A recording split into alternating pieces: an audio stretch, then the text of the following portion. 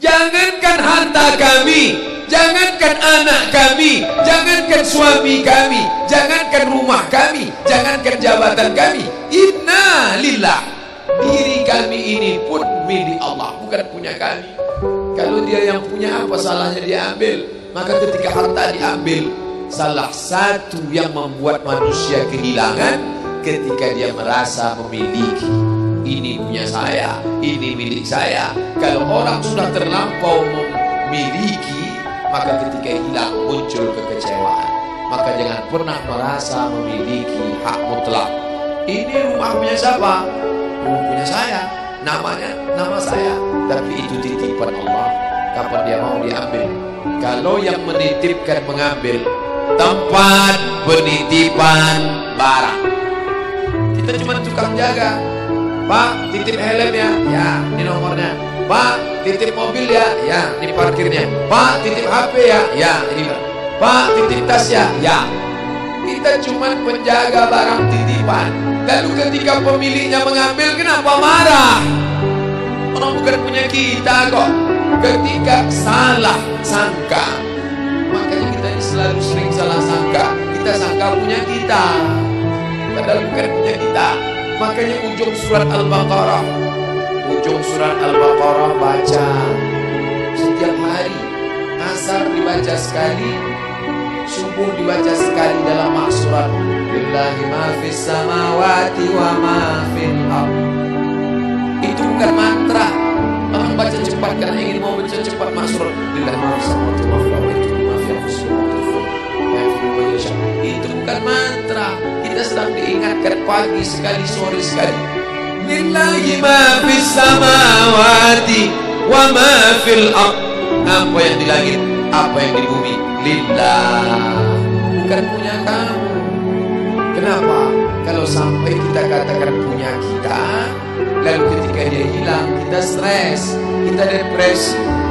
Orang yang kehilangan anak, dia tidak sedih. Kenapa? Karena itu pergi duluan, nanti dia akan menyusul belakang. Suami kehilangan istri, dia tak sedih. Kenapa? Karena sudah dibawanya ganti yang baru, Pak Ustaz. Bukan. Dia tak sedih, kenapa? Karena dia tahu nanti saya akan berjumpa dengan dia di tempat yang lebih kekal abadi. Sekarang kalau saya hidup sama-sama dia, dia tua, dia keriput, dia sakit, dia mati. Nanti saya berjumpa lagi dengan dia. Di mana? Di tempat kekal abadi yang tak pernah sakit, tak pernah mati. La yadkhulul jannata ajuzun. Nenek-nenek tak masuk surga.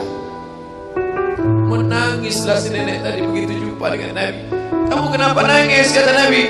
Ya Rasulullah, aku tersinggung ucapanmu. Kau bilang nenek-nenek tak masuk surga. Kata Nabi, memang tak ada orang tua di surga. Kalau begitu aku tak masuk surga. Kamu masuk. Terus nanti kamu masuk, kamu jadi muda lagi. Orang di surga itu umurnya 30, 33, 30, 31, 32, 33. Kenapa umur itu?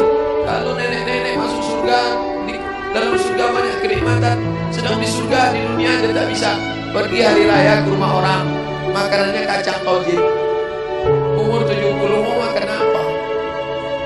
Makanya orang masuk surga umur 30, 31, 32, 33. Kenapa? Itulah usia yang bisa menikmati.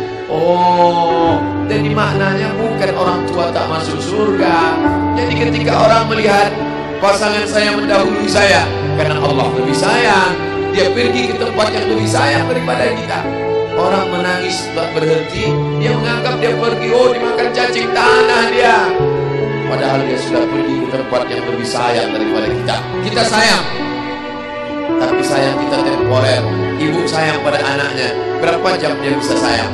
Pergi dia bekerja, dia tinggalkan. Pulang dia bekerja, dia tidur, dia lupa. Berapa banyak anak-anak masuk ke tempat air panas gara-gara orang tua lupa menjaga, teledor. Berapa banyak anak yang jatuh cacat, orang tua yang katanya sayang, tapi sayangnya itu terbatas. Dia sudah pergi ke tempat yang lebih sayang. Siapa dia?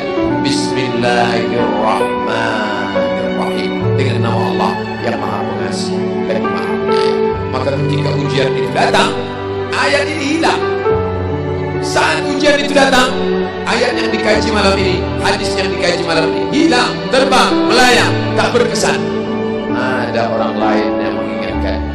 Tadi pagi saya takziah. wajah sahabat saya ini ustaz, tapi tadi wajahnya lusuh. Turun, nampak dia sedang bersusah hati, maknya meninggal dunia. Saya bisikkan ke telinganya satu kalimat, satu ayat, inna lillahi wa inna ilaihi raji'un. Waktu datang, waktu mau pulang saya peluk kuat dia, inna lillahi wa inna ilaihi raji'un. Apa tak tahu dia ayat itu? Tahu, dia ustaz, dia sering menceramahkan ayat itu, dia hafal ayat itu. Kenapa ustaz ingatkan? Hari itu ayat itu hilang dari kepalanya. Yang terbayang adalah wajah ibunya yang dulu membesarkan dia 9 bulan 10 hari menyusukannya, 2 tahun membesarkannya, 9 bulan 10 hari mengandungnya, 2 tahun dia susukan, mengalir darah si ibu dalam badannya. Saat melihat ibunya terbujur kaku, hilang ayat itu, hilang hadis itu. Datang orang lain mengingatkan dia, ditepuknya bahunya, wabasyiris sabirin, berikan kabar gembira kepada yang orang sabar. Alladzina idza asabatuhum musibah, ketika ujian itu datang, qalu, mereka berkata, inna lillahi wa inna ilaihi raji'un. Tapi tak semuanya tahan, tak semuanya kuat. Ketika ujian itu datang, as-sadmatul ula, innamas sabru fi sadmatil ula, pukulan.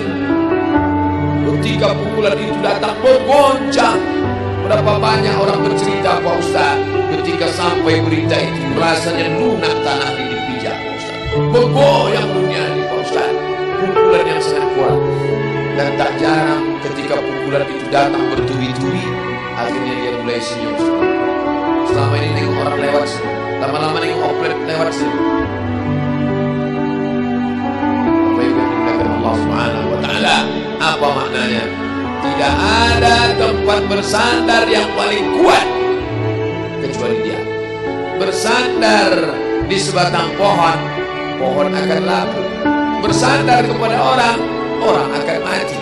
Bersandar kepada dia, hayyun la yamut, dia yang hidup tidak akan mati itu selama. Ya hayyu ya qayyum ya bani as-samawati wal ard ya zal jalali wal ikram ya fa'alun lima yurid ya man arada amran innama amruhu idza arada syai'an ay yaqula lahu kun. Maka berserahlah kepada dia. Makanya selesai sholat tadi kita diajak imam berserah kepada dia. La ilaha illallah wahdahu la syarika lah, lahul mulku wa lahul hamdu yuhyi wa yumiit. 4 inilah yang membuat orang kuat. Lahul mulku, kalau kekuasaanmu hilang, jangan kau sedih. Kenapa? Karena yang punya itu dia. Lahul mulku. Kalau kau dulu dipuji-puji orang, jangan kau sedih. Kenapa? Karena yang punya pujian dia. Lahul mulku walahul hamdu. Kalau keluargamu hilang, jangan kau sedih, karena punya dia. Yuhyi wa yumiit. Dia yang menghidupkan, dia yang memati.